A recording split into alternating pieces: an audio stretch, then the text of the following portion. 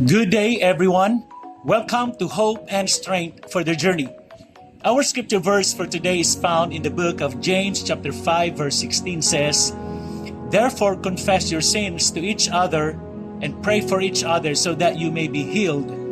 The prayer of a righteous person is powerful and effective." Magandang umaga po, mga kaibigan. Sa panahon ngayon, sobrang dami nating pinagdadaanan. Physically, emotionally, mentally, at spiritually. Pero alam niyo ba na isa sa pinakamakapangyarihang armas natin ay ang panalangin?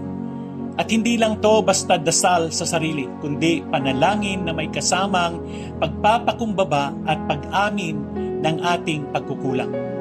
Sabi po sa James chapter 5 verse 16, "Confess your sins to each other and pray for each other so that you may be healed." Ang panalangin daw ng taong matuwid ay makapangyarihan at epektibo. Wow! Hindi lang basta naririnig, may epekto talaga. Naalala ko po yung kwento ng isang barkada na puro Christian. Pero may isa sa kanila sobrang bigat ng loob. May kasalanang tinatago. At halos hindi na siya makapag-pray.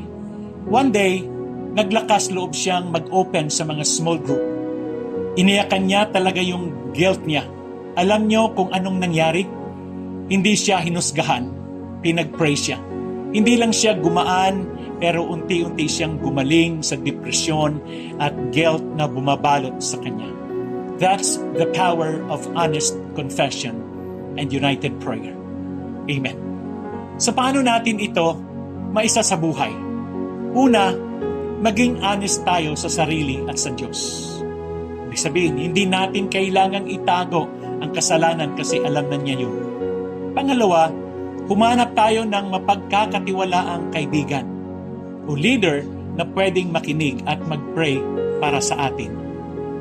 At pangatlo, tayo rin dapat ay handang makinig at mag-pray para sa iba. Ibig sabihin, hindi para i-chismis, kundi para itaas sila sa Diyos. Amen.